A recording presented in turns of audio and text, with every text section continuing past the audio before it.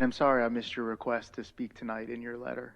Well, actually, it's kind of good that I'm at this juncture because my request was not to speak in the public hearing on the issue before you, but rather I made a direct request of you, Mr. Chairman, for consideration. It's a different type of request that is being done in connection with this particular zoning application on the basis of the fact that the public was given 72 hours, actually less than 72 hours, to actually review this proposal. Can you please give us your name and address? Oh, excuse me, I'm sorry. I had submitted it earlier, but Elizabeth Jones, 14741 Celestial Place.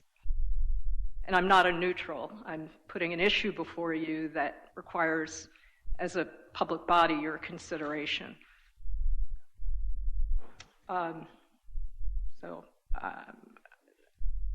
So the honorable members of the P&Z, the Texas Open Meetings Act requires governmental entities to keep official business accessible to the public within the direct view of the public and allow the public the right to be heard during a public meeting. The Texas Public Information Act assures that government entities give its citizens accessibility to all information being relied upon in the decision making and guarantees the public's right to examine documents and provide input to decision making both openly and publicly. Administrative bodies, such as zoning boards, are supposed to set forth sufficient factual findings to support the grant of a variance or a permit. The facts underlying the findings are therefore the legal basis for their decisions. Therefore, any decision should never be issued without sufficient recitation and documentation of factual findings. A lack of proper due diligence and compliance and disclosures gives rise to the municipal failing in its transparency duty. We should all be concerned with preventing erroneous zoning, as I believe will be taking place here. The Due Process Clause, which is one of the most important fundamental parts of our freedom, has been vigorously enforced on a long series of court decisions and legislative actions at both the state and federal levels, which collectively work to limit and set standards for any government action that may affect personal liberties and private property rights.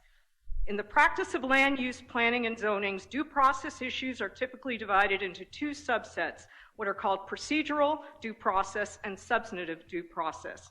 For procedural due process, it requires a minimum standard of fairness during the process of making public decisions that impact private rights. Relevant standards include proper public notice, a fair hearing presenting all sides of an issue, reasonable and impartial standards for decision-making, accurate and accessible public records, and assurance that public decision makers act without bias or conflict of interest, including avoidance of ex parte contact. While some aspects of procedural due process can seem overly detailed or just technicalities, the importance of assuring procedural compliance cannot be overemphasized.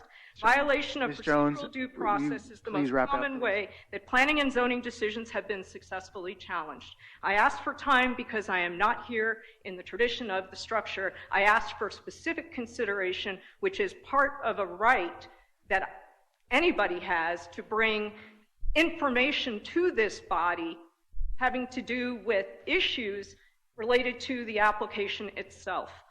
The last portion of our meeting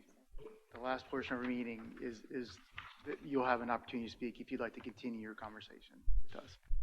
So, I'm sorry, what am I being instructed to do at this juncture? You've made your comments. If you have additional comments to make, we do have a citizens comment portion of our meeting.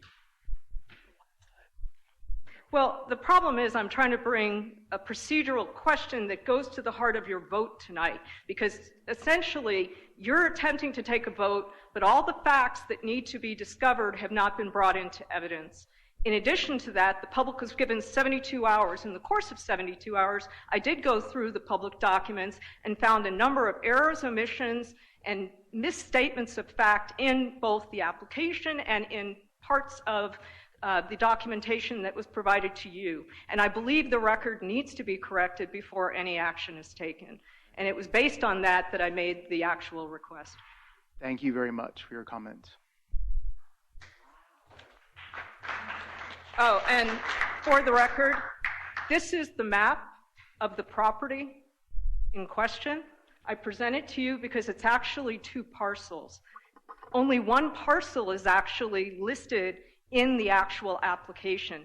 For purposes of zoning, you would have to consider both parcels independent of one another because they are each taxing parcels that are connected with this particular application. Thank you.